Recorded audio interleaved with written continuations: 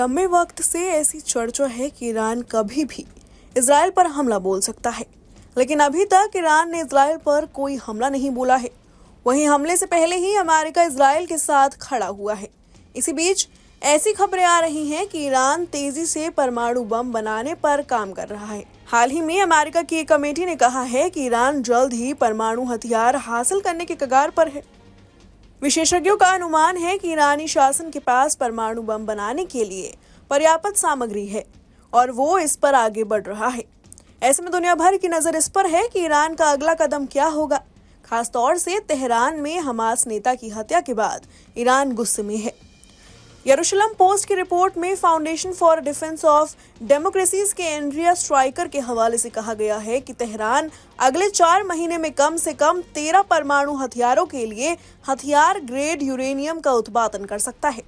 Iran लगातार कई परमाणु हथियार बनाने के लिए लगने वाले समय को कम करते हुए भूमिगत परमाणु परिसंपत्तियों को मजबूत कर रहा है।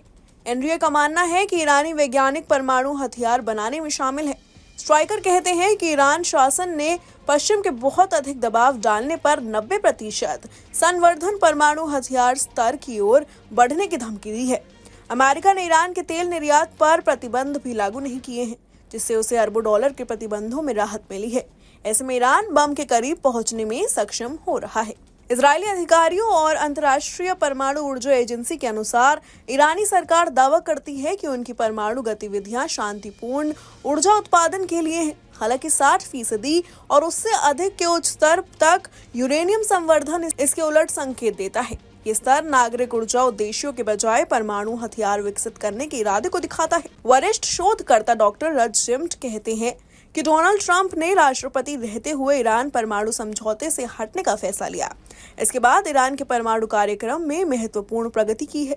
ईरान अगले 6 महीने से 2 साल के भीतर संभावित रूप से परमाणु हथियार विकसित कर सकता है। मीडिया रिपोर्ट्स में सामने आया है कि ईरान के पास वर्तमान में परमाणु हथियार बनाने के लिए आवश्यक 3 महत्वपूर्ण घटकों में से 2 हैं।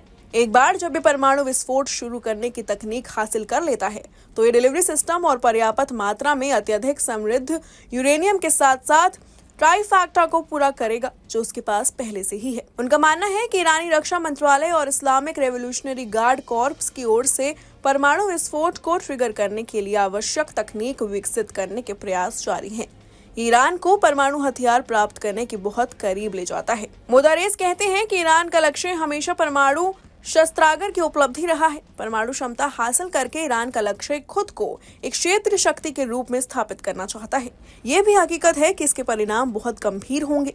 ईरान सफलतापूर्वक परमाणु हथियार बनाता है और क्षेत्र पर अपना वर्चस्व कायम करने के रास्ते पर चलता जारी रखता है, तो सैन्य संघर्ष की संभावना काफी बढ़ जाती है। Bureau report, news nation. News nation अब व्हाट्सएप पर खबरों की ताजा अपडेट के लिए न्यूज नेशन के इस QR कोड को स्कैन करें।